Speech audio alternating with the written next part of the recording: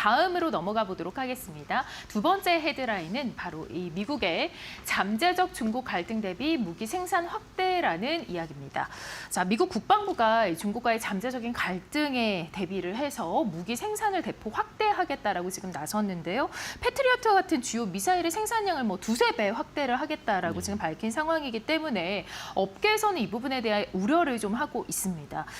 미중 무역 분쟁 중에서 물밑에서는 이렇게 계속해서 이 군사 대결을 치열하게 해 나가고 있는 상황이죠. 예, 오늘 이렇게 말씀드렸는데 월스저널이 이제 보도를 했는데 결국 우리가 표면적으로 알고 있었던 거는 이제 시진핑과 트럼프 사이의 갈등. 네. 거기서 이제 너무나 대폭적인 무역 흑자국이니까 무역자를 줄여달라. 트럼프 대통령이 동시에 펜타닐이라는 게 마약류의 안 좋은 약품이죠.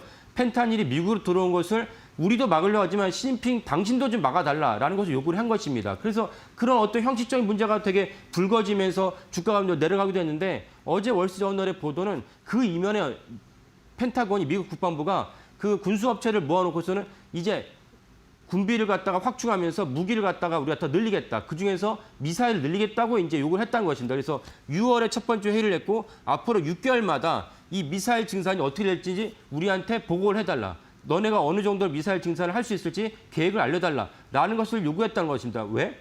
중국을 겨냥했다는 것입니다. 그러니까 사실은 아까 섭외에 말씀드린 대로 트럼프와 시진핑 양자 사이, 미중 간의 양자 사이의 갈등이 단지 무역에서만 끝나는 것이 아니고 물밑에서는 사실은 군사 충돌을 염두에 둔, 왜냐하면 무역이라는 것은 당일날, 삼십 오늘이라도 만약 트럼프 대통령이 중국에서 들어온 제품에서 관세를 다시 200% 올리겠다. 이렇게 할 수 있지만 군사는 그렇게 할 수 없지 않습니까? 그러니까 미리 준비를 하면서 6월 달부터 회의를 했다는 것은 상당히 충격적인 보도입니다. 그래서 이런 충격적인 보도에 따라서 우리나라에도 영향을 줄 수 있는 것이 무엇이냐면 그것이 당연히 방산 업종이겠죠. 네. 그 방산 업종에도 영향을 끼치고 우리도 사실은 이제 같은 바로 근거리기 때문에 동북아의 어떤 외교 안보 차원에서도 우리도 긴장 상태에 있다라고 이제 볼 수가 있습니다.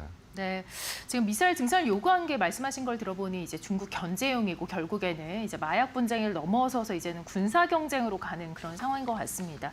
자, 새로운 카드라고 한다면 이제 대만 정책과 관련된 것이겠죠. 예, 맞습니다. 예. 그리고 이제 이거는 월스저널이 어디에 보도를 했고 이틀 전 월스저널이 또 같은 맥락에 보도를 했는데 어떤 맥락이냐면 이제 경주에 이제 시진핑 주석과 이제 트럼프 대통령이 이제 만날 텐데 만나면서 시진핑 주석이 이제 경주에 만나서 어떤 카드를 제시할 것이냐. 트럼프 대통령이 원하는 관세에 대해서 내가 대폭 양보를 하겠다. 사실은 자존심 상할 수도 있지만 양보를 하는 대신에 대만에 대해서 트럼프 대통령이 이걸 비롯해 미국이 지금까지 지지했던 그런 어떤 정책 말고 시진핑 주석이 원하는 정책도로 바꿔달라라는 요구를 하겠다는 것입니다. 그러면 구체적으로 어떤 정책이냐? 기존까지 미국의 어떤 대만의 정책이 뭐냐면 대만의 독립을 우리는 지지하지 않는다는 것입니다. 네. 지지하지 않는다는 것인데 월스저널의 보도를 보면은 시진핑 주석은 추가로 무엇을 원하냐? 지지하지 않는 데서 멈추지 말고 대만 독립을 반대를 해달라. 비슷한 것 같지만 사실 다릅니다. 그러니까 지지하지 않는다는 것과 반대한다는 것은 명시적으로 다르기 때문에 네. 이거를 기반으로 시진핑 주석이 결국 이제 27년이라는 어떤 중요한 분기점을 앞두고 대만을 무력으로 이제 통일하겠다. 이런 어떤 궤도성에서 외교 안보를 갖다가 변화를 위해서 무역 분쟁과 펜타닐에 대해서 시진핑 주석이 대폭 양보를 하겠다는 것이 월스트리트저널의 27일과 29일 보도입니다. 네, 자 이러한 영향이 제가 봤을 때는 좀 어떻게 보면은 굉장한 영향이 있는 그런 이슈인 것 같은데 우리 국내 시장에 이제 방산주에도 좀 영향이 있겠죠. 그렇죠. 어떤 종목이 좀 영향이 있을까요? 맞습니다. 결국 네.